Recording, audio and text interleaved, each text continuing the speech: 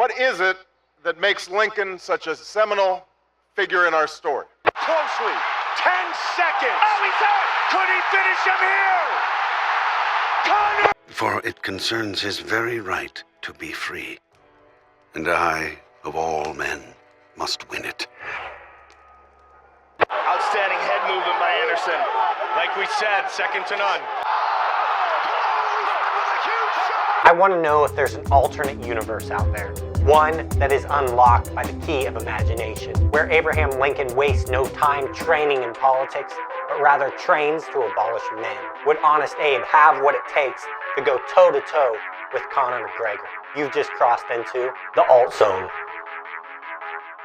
In Lincoln's day, the common combat sport was wrestling. Lincoln was regarded as a champion wrestler, so much so that he is enshrined in the Wrestling Hall of Fame, boasting a record of 299-1. It is easy to conclude that if born today, Honest Abe may take a liking to the world of mixed martial arts. But becoming a UFC champion takes determination, skill, grit, and a little bit of luck. Those who have taken on this title have not only been elite athletes, but also put in the work and dedication required to complete such a phenomenal task. So, what would set him apart from UFC legends? Let's set the foundation for this idea by digging deeper into Abe's wrestling history. The ability to grapple is a necessity to compete at any MMA level. As noted by professionals within the sport, grappling is possibly the most important skill. If I was going to say what discipline's the most important, I would say wrestling. If you look at the majority of world champions,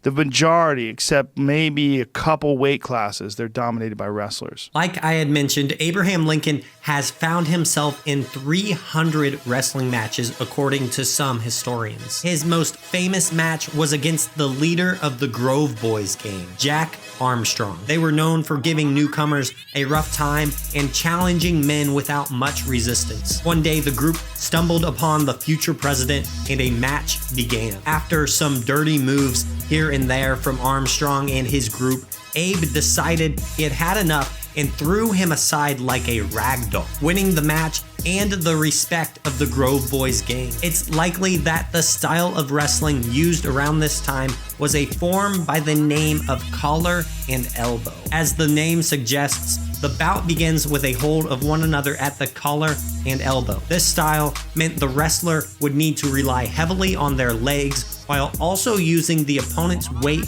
and momentum against them. To win hundreds of these matches, Lincoln would have to be a master at these techniques, something that would translate well to the UFC. Whether on the ground or standing, the grappling skills that Lincoln would have could be used to keep a foe from striking, or he could knock them out with a powerful slam. Now, obviously, comparing legendary sportsmen from an earlier era isn't easy. The basketball and football players of the past wouldn't be as skilled as the players today, but assuming they would have been provided the same training and knowledge, I'm sure that the Wilt Chamberlains and Jerry Wests of the world would be able to still compete at a high level. This same logic should be applied to Abraham Lincoln's wrestling abilities. To have one career loss should speak to the fact that for his time, he was an absolute beast at the sport. We've established Abe's ability to wrestle, but what about all the other areas of skill? Lincoln wasn't just a wrestler. He is also known to have competed in a sport called fives,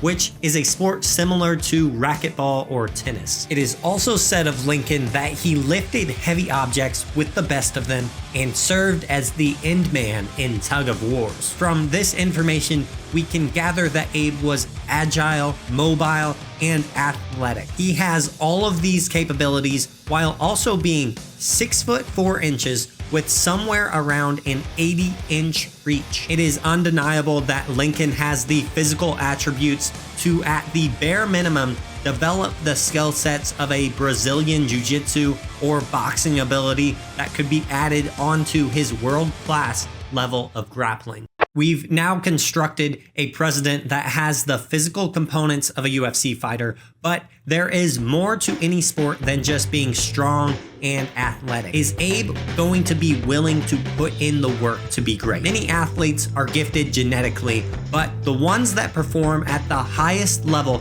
put in tens of thousands of hours of training. When it comes to a great work ethic, well, Abe is that guy. As a boy, he grew up doing hard work, the work of a farmer and of a rail splitter. As a rail splitter, his work would entail splitting logs with an axe in order to make fences. As he grew older, he studied to become a lawyer and then went into politics. It is undoubted that this work ethic is what guided him to be such a successful president. His presidential accomplishments that came from this work ethic are best summed up by Michael Scott. Abraham Lincoln once said that if you're a racist, I will attack you with the North. It is easy to imagine Lincoln putting in work with a top MMA gym and then dedicating just as much time to studying film the same way an NFL quarterback would if he were preparing for the Super Bowl.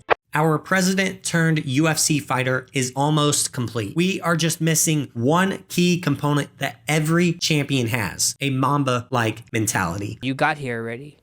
But now the only thing different that's going to get you to the top 15 is mental. And then from 15 to 10, the only difference between those guys is mental. And then from 10 to 5, same thing. And then from champion and everybody else, it's a mentality thing. Is this something that to do with IQ and something? That's the only thing that changed. Like, we're all good. We're all at the mecca of fighting. The UFC is where everybody wants to be. But what makes you a champ? What makes me a champion? You not. Something gotta be it. Like, you can lift more weights than me though. You know what I mean? Like, we're the same. If we're the same weight class, you're stronger than me. You're faster than me. What is the difference? What is the difference?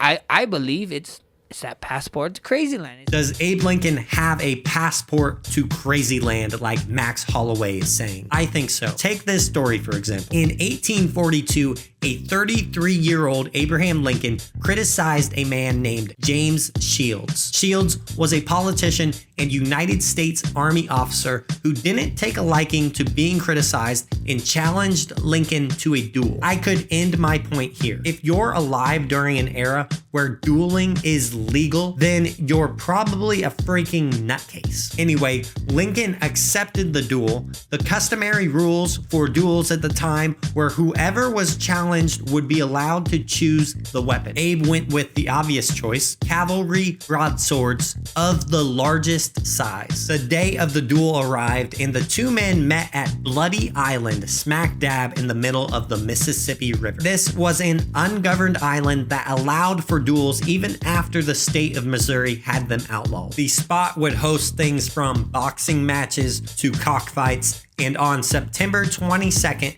of 1842, it would be the location for Abraham Lincoln's famous last duel. However, the duel, it didn't last long, as the 6'4" president-to-be swung his sword high above Shields' head and slashed down through a large tree branch, displaying his power and lengthy reach. Shields quickly realized his disadvantage and the two men came to a truce without any bloodshed. This is a great example of the Mamba mentality. Lincoln simultaneously is ready for action while striking fear into the heart of his opponent. Through his impressive display, he stops his opponent in his tracks and then shows him mercy with the truce. Now, the Mamba mentality, or the passport to crazy land as Max Holloway calls it, it doesn't just mean you are out of control. It instead uses these emotions of anger, determination, and fear and directs them solely into a single desire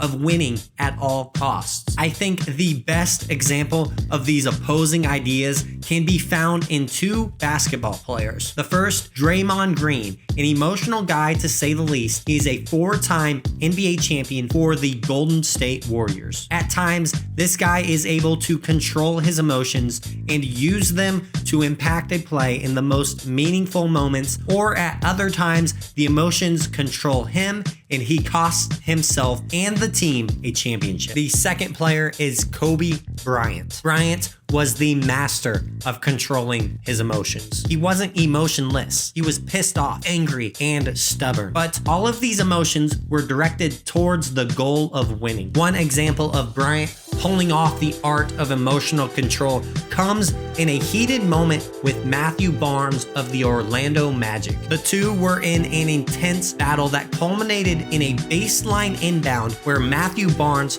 tried to cause Kobe to flinch by flashing the basketball in front of Kobe's face. The move, it didn't faze him. A true display of staying calm in the heat of the moment. I think it's safe to say Abraham Lincoln displayed this. Whether it was here in this duel, delivering the Gettysburg Address, or through destroying slavery. All of these are moments where losing control of your emotions could have resulted in much different outcomes. Abraham Lincoln clearly has the heart of a champion, the passport to crazy land, and the Mamba mentality. Now, there is one flaw to Abraham Lincoln that I must bring up. Even with all of his greatest attributes, the grappling ability, the physical power, strength, and length, his champion mindset. This flaw is ultimately why I couldn't see him as a champion of the UFC. I won't be liked for bringing this up, but I'm someone who must report the facts, and the fact is that Abraham Lincoln has a blind spot.